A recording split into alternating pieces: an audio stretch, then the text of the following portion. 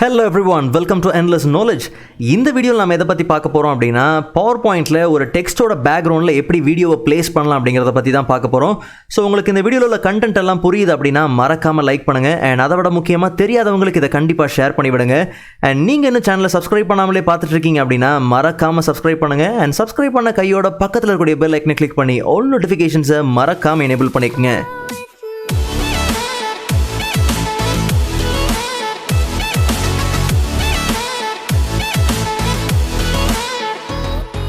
Alright, so first of all ஒரு புது blank presentation நாம என்ன பண்றோம் அப்படின்னா ஓபன் பண்ணிக்கிறோம்.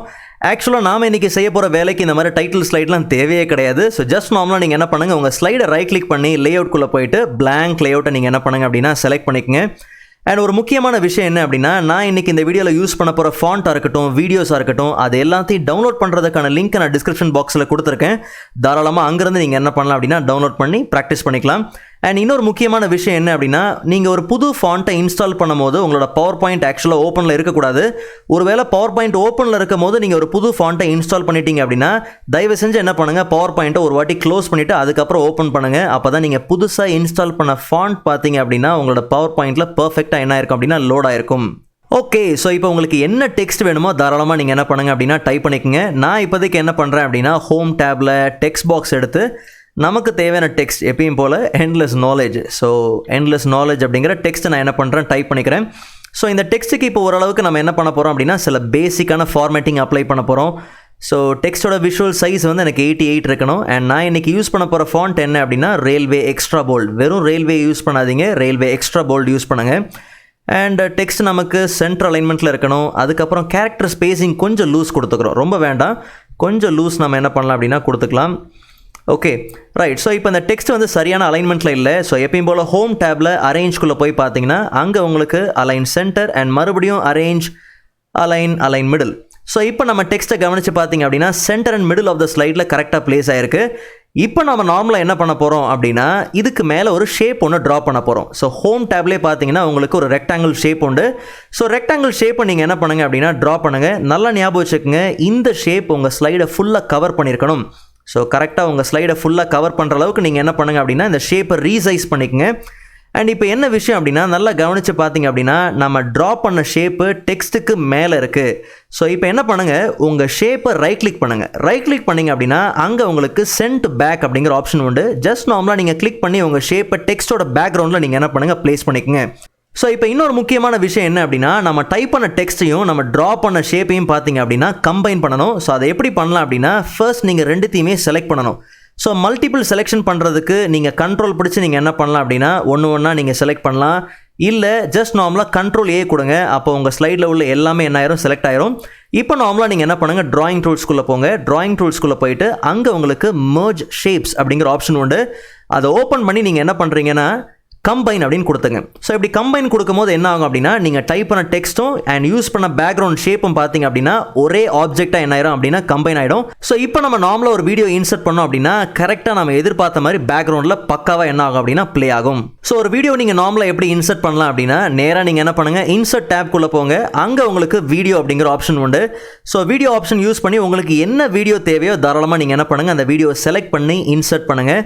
ரொம்ப சிம்பிள் தான். ஃபர்ஸ்ட் இந்த வீடியோ நீங்கள் உள்ளே கொண்டு வந்த உடனே செய்ய வேண்டிய முதல் வேலை என்ன அப்படின்னா இந்த வீடியோவை செலக்ட் பண்ணி நேராக வீடியோ டூல்ஸில் உள்ள ப்ளேபேக் டேப்பில் போயிட்டு நீங்கள் என்ன பண்ணுங்கள், ஆன் கிளிக் அப்படிங்கிறத ஆட்டோமேட்டிக்லி அப்படின்னு என்ன பண்ணுங்கள் மறக்காமல் சேஞ்ச் பண்ணிக்கோங்க. இல்லை அப்படின்னா உங்கள் ப்ரெசன்டேஷனில் இந்த வீடியோ என்ன ஆகாது, பேக்ரவுண்டில் ஆட்டோமேட்டிக்காக ப்ளே ஆகாது.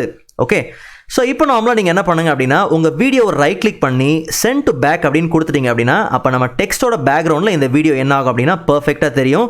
இப்போ நார்மலாக நீங்கள் F5 கொடுத்து பார்த்தீங்க அப்படின்னா ஆஸ் யூஷுவல் நம்ம டெக்ஸ்ட் இருக்குது, அதுக்கு பின்னாடி பேக்ரவுண்டில் பார்த்தீங்கன்னா இந்த வீடியோ என்ன ஆகுது, பர்ஃபெக்டாக ப்ளே ஆகுது.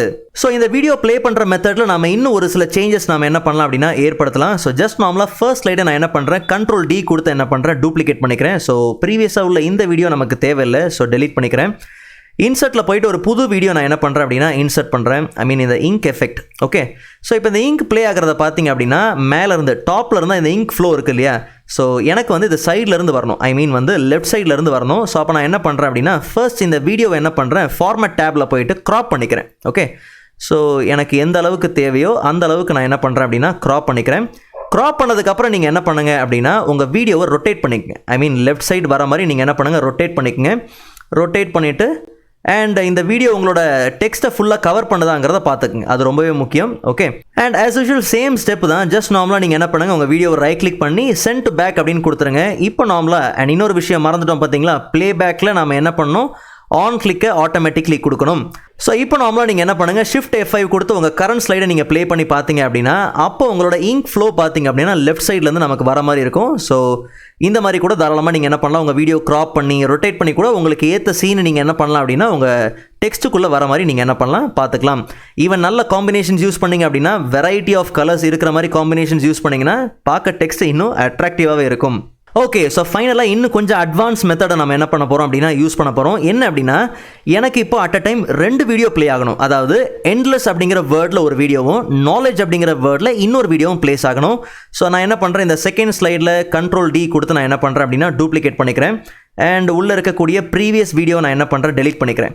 ஸோ எப்பயும் போல் நார்மலாக நீங்கள் என்ன பண்ணுங்கள், இன்சர்ட்டில் வீடியோ நீங்கள் என்ன பண்ணுங்கள், இன்சர்ட் பண்ணுங்கள். நான் இப்போதைக்கு என்ன பண்ணுறேன் அப்படின்னா 2 வீடியோ இன்சர்ட் பண்ணுறேன். பட் இந்த வீடியோ நம்ம என்ன பண்ணுறோம் அப்படின்னா க்ராப் பண்ணிக்கிறோம். ஓகே, ஸோ எண்ட்லெஸ்ஸுக்கு நம்ம ஒரு வீடியோ என்ன பண்ணுறோம், க்ராப் பண்ணி கரெக்டாக நம்ம என்ன பண்ணுறோம், ப்ளேஸ் பண்ணிக்கிறோம். ரைட், ஓகே, கரெக்டாக கவர் ஆகுதான்னு பார்த்துக்குங்க. ஓகே, க்ராப்பிங் நோட்ஸை யூஸ் பண்ணி கரெக்டாக நீங்கள் என்ன பண்ணுங்கள், யூஸ் பண்ணுங்கள். அண்ட் கையோட என்ன பண்ணுங்கள், ப்ளேபேக்கில் ஆன் கிளிக்கை ஆட்டோமேட்டிக்லி சேஞ்ச் பண்ணிடுங்க. அண்ட் இன்சர்ட்டில் மறுபடியும் நம்ம என்ன பண்ணுறோம் அப்படின்னா இன்னொரு வீடியோ ப்ளேஸ் பண்ணுறோம். ஐ மீன் இந்த abstract 2 அப்படிங்கிற வீடியோ நான் என்ன பண்ணுறேன் அப்படின்னா உள்ளே கொண்டு வரேன். சேம் க்ராப்பிங் நோட்ஸை யூஸ் பண்ணி பர்ஃபெக்டாக அந்த நாலேஜ் அப்படிங்கிற வேர்டுக்கு நான் என்ன பண்ணுறேன் அப்படின்னா க்ராப் பண்ணிக்கிறேன். Okay, right, fine. ஸோ ஃபுல்லாக கவர் ஆகுதான்னு பார்த்துக்குங்க. எந்த டெக்ஸ்ட்டும் வெளியில் தெரியாத அளவுக்கு நீங்கள் என்ன பண்ணுங்கள் அப்படின்னா கவர் பண்ணிக்கங்க. ஓகே, அண்ட் ஆஸ் யூஷுவல் ப்ளேபேக்கில் போய் நீங்கள் என்ன பண்ணுங்கள் அப்படின்னா ஆன் கிளிக்கை ஆட்டோமேட்டிக்லி சேஞ்ச் பண்ணிக்கங்க. இப்போ என்ன விஷயம் அப்படின்னா ரொம்ப சிம்பிள். நீங்கள் ரைட் கிளிக் பண்ணி நீங்கள் என்ன பண்ணுங்கள் அப்படின்னா send to back and right click பண்ணி சென்ட் டு பேக் கொடுத்துட்டீங்க அப்படின்னா 2 வீடியோவும் பார்த்தீங்க அப்படின்னா பேக்ரவுண்டில் செட் ஆயிடுச்சு. இப்போ நார்மலாக நீங்கள் கரண்ட் ஸ்லைடை ப்ளே பண்ணி பார்த்தீங்க அப்படின்னா கவனித்து பாருங்களேன், ஃபர்ஸ்ட் வீடியோ மட்டும்தான் ப்ளே ஆகுது, செகண்ட் வீடியோ என்ன ஆகலை அப்படின்னா ப்ளே ஆகலை. ஆனால் நல்லா கவனித்து பாருங்கள், நீங்கள் இந்த செகண்ட் வீடியோவை செலக்ட் பண்ணி போய் பார்த்தீங்கன்னா அதுவும் ஆட்டோமேட்டிக்காக தான் இருக்குது. அப்போது நீங்கள் அட் அ டைமில் 2 வீடியோ வச்சிங்கன்னா அது நார்மலாக பார்த்தீங்கன்னா ப்ளே ஆகாது. பட் நீங்கள் ப்ளே பண்ண வைக்கலாம். எப்படின்னா அனிமேஷன்ஸை யூஸ் பண்ணி நீங்கள் என்ன பண்ணலாம், ப்ளே பண்ண வைக்கலாம். ஓகே, ஸோ ஜஸ்ட் நார்மலாக நீங்கள் என்ன பண்ணுங்கள், ஃபர்ஸ்ட் வீடியோவை செலக்ட் பண்ணுங்கள், ப்ளே அப்படின்னு கொடுத்துக்குங்க. அதுக்கு அடுத்தது நீங்கள் என்ன பண்ணுங்கள், 2வது வீடியோவை செலக்ட் பண்ணி ப்ளே அப்படின்னு கொடுத்துங்க. இப்போ கவனித்து பார்த்தீங்கன்னா இது ஃபர்ஸ்ட் அனிமேஷன், இது செகண்ட் அனிமேஷன் இல்லையா. இப்போ நீங்கள் என்ன பண்ணுங்கள் அப்படின்னா அட் அ டைமில் 2 வீடியோவும் என்ன பண்ணுங்கள், கண்ட்ரோல் பிடிச்சி செலக்ட் பண்ணிவிட்டு நேராக நீங்கள் என்ன பண்ணுங்கள், அனிமேஷன் டேப்பில் ஸ்டார்ட்டில் ஆன் கிளிக் அப்படின்னு இருக்கு இல்லையா, அந்த ஆன் கிளிக்கை நீங்கள் என்ன பண்ணுங்கள் அப்படின்னா வித் ப்ரீவியஸ் அப்படின்னு கொடுத்துருங்க. இப்போ கவனித்து பாருங்கள், ரெண்டுமே பார்த்தீங்கன்னா 0ல் இருக்கும். இப்போ நார்மலாக நீங்கள் கரண்ட் ஸ்லைடை ஆஸ் அ ஸ்லைட் ஷோவை நீங்கள் ப்ளே பண்ணி பார்த்தீங்க அப்படின்னா அப்போ உங்களுக்கு அட் அ டைம் 2 வீடியோவும் பார்த்தீங்க அப்படின்னா உங்களுக்கு பர்ஃபெக்டாக ப்ளே ஆகும். ஸோ நீங்கள் எத்தனை வீடியோஸ் வேணாலும் நீங்கள் என்ன பண்ணலாம், உள்ளே ப்ளேஸ் பண்ணிக்கலாம். ஆனால் அட் அ டைம் எல்லா வீடியோவும் சைமல்டேனியஸாக ப்ளே ஆகணும் அப்படின்னா கண்டிப்பாக நீங்கள் அனிமேஷன் மெத்தடை தாராளமாக நீங்கள் என்ன பண்ணலாம் அப்படின்னா யூஸ் பண்ணிக்கலாம். ஓகே, ஸோ நெக்ஸ்ட் வீடியோவில் நம்ம இதை விட இன்ட்ரெஸ்டிங்கான டாப்பிக்கை பார்க்கலாம். அதுவரை காத்திருங்கள்.